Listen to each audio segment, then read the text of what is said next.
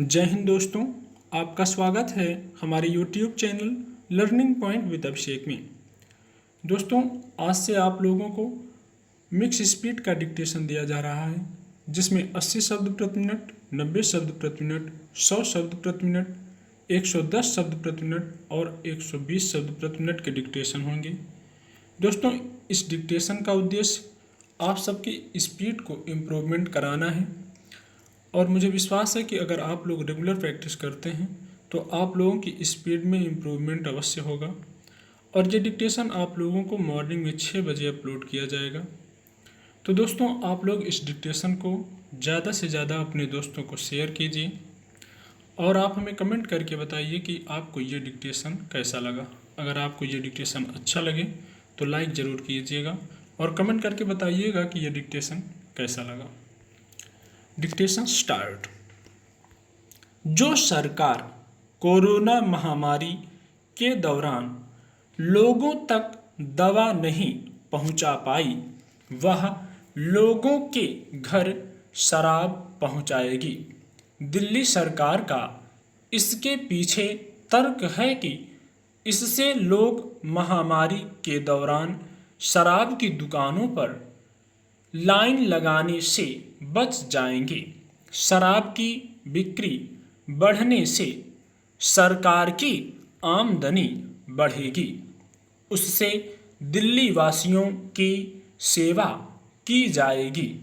सरकार को शराब से आमदनी बढ़ाने की चिंता है, लेकिन दिल्ली में तेजी से पैर पसारती नशे की लत पर लगाम लगाने की फुर्सत नहीं है।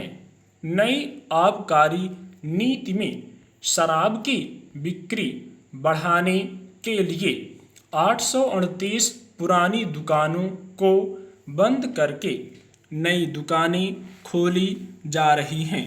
दिल्ली सरकार को शराब से 5,000 करोड़ रुपए राजस्व मिल रहा है।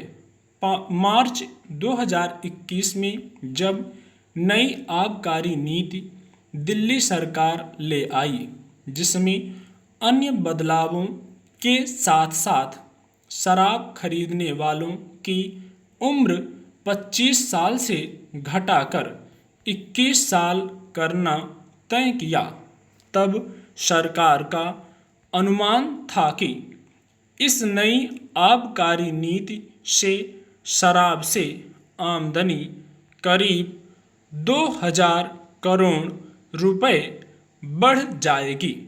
दूसरी तरफ मद्य निषेधालय का बजट घटाकर 1 करोड़ रुपए कर दिया गया है। अगर शराब की बिक्री को ही प्राथमिकता देना है तो मद्य निषेधालय को बंद ही कर देना चाहिए, जबकि पहले यह तय था कि शराब से होने वाली आमदनी का 1% शराब के खिलाफ प्रसार प्रचार पर खर्च किया जाएगा।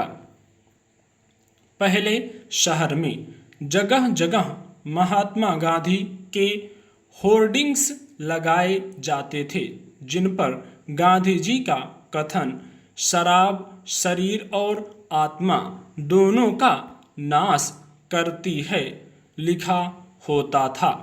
महात्मा गांधी ने कहा था कि साध्य के लिए किस साधन का इस्तेमाल किया जा रहा है, इसका उसके परिणाम पर सीधा असर होता है।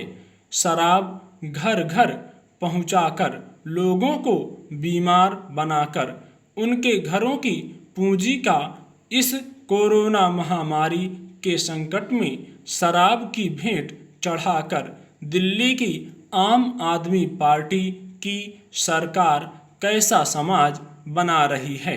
क्या यही नई तरह की राजनीति है? देश में मद्य निषेध के आंदोलन चलाए गए।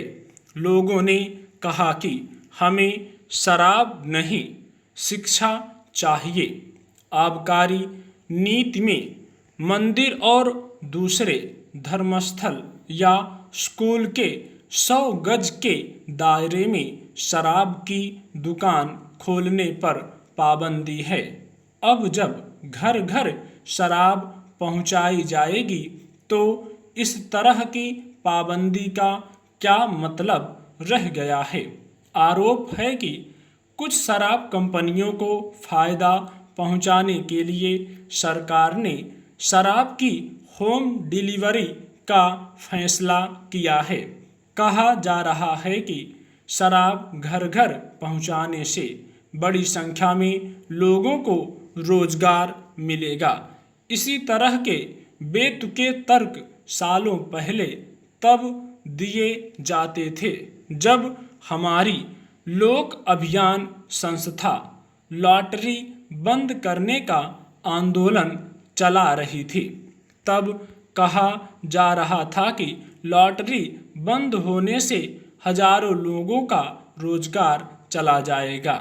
इतना ही नहीं, सरकार को लॉटरी से काफ़ी राजस्व मिलता है, उससे जन उपयोगी काम कराए जाते हैं। 1997 में तब के प्रधानमंत्री इंदर कुमार गुजराल ने लॉटरी बंद करने के लिए अध्यादेश जारी कराया और 1998 में केंद्र में अटल बिहारी वाजपेयी की सरकार ने संसद में विधेयक लाकर लॉटरी को पूरी तरह से प्रतिबंधित कर दिया। अगर राजस्व अर्जित करने का ही सवाल होता तो महात्मा गांधी के गृह राज्य गुजरात में शराब पर स्थायी पाबंदी नहीं लगती। बिहार जैसे पिछड़े राज्य की राजग सरकार ने अप्रैल 2016 से शराब पर पाबंदी लगा दी। लोग राज्य की तंगहाली और शराब की तस्करी आदि के आधार पर शराबबंदी हटाने की मांग करते रहे, लेकिन सरकार ने अपना इरादा नहीं बदला। हरियाणा में भी चौधरी बंसीलाल ने शराबबंदी की थी, लेकिन शराब माफिया ने उसे सफल नहीं होने दिया। वैज्ञानिकों का मानना है कि कोरोना के प्रसार में नशे की भी भूमिका है। खुद अरविंद केजरीवाल सरकार ने पिछले साल कोरोना महामारी के दौरान 5 मई 2020 को शराब पर 70% उपकर लगा दिया था, लेकिन महीने भर में ही 9 जून 2020 को उसे हटाकर जीएसटी को 20 से बढ़ाकर 25% कर दिया। इससे शराब पड़ोसी राज्यों के मुकाबले सस्ती हो गई और दिल्ली में इसकी बिक्री बढ़ गई। कुछ साल पहले भी शराब की होम डिलीवरी की सुविधा दी गई थी, लेकिन उसके लिए साधन तय न करने से वह योजना सिरे नहीं चढ़ पाई। इस बार सरकार ने इसे लोकप्रिय बनाने के लिए शराब का होम डिलीवरी ऐप शुरू किया है, जिसके जरिए ऑनलाइन बुक कराया जा सकता है। जैसे घर के अन्य सामान इंटरनेट से बुक कराकर मंगाए जाते हैं। तर्क दिया जा रहा है कि बहुत सारे लोग लंबी लाइन और भीड़ के चलते शराब की दुकानों पर न जाकर ब्लैक में शराब खरीदते हैं। उन्हें दुकान पर लेने में झिझक होती है। संभव है कुछ युवाओं का इस योजना का समर्थन मिले, लेकिन घर की महिलाओं से पता करें कि उन पर शराब का प्रसार बढ़ने से क्या बीतेगी। यह कौन तय करेगा कि इस शराब के साथ देसी और मिलावटी शराब न घरों में पहुंचाई जाए। मिलावटी शराब से आए दिन लोगों के मरने की खबर आती है। अभी तक बहुत सारे लोग घर वालों से छिपकर या कभी कभार शराब पीते थे। अब वे आसानी से हर रोज घर पर मंगाकर शराब पीने लगेंगे। जो शराब डिलीवरी मैन लेकर जाएंगे, उन पर क्या दिल्ली सरकार की मुहर लगी होगी कि उस शराब के साथ दूसरी देसी शराब नहीं ले जाएगा। ज़्यादा शराब पीने से लोग बीमार होंगे तो उसकी जिम्मेदारी किसकी होगी? इस बात की सरकार गारंटी लेगी कि इससे जो आमदनी होगी उसका उपयोग सरकार अपने प्रचार में रुपया फूंकने के बजाय जनसेवा के लिए करेगी। जब कोरोना से संक्रमण दर 32% था तब कोई विज्ञापन नहीं आया था। अब संक्रमण दर 1% हो गया है तो अखबारों में हेल्पलाइन के होर्डिंग जारी किए हैं। कोरोना बंदी या लॉकडाउन में शराब का बिक्री जारी रखने का लोगों पर क्या प्रभाव पड़ता है? सरकार कभी इसका सही आकलन करेगी।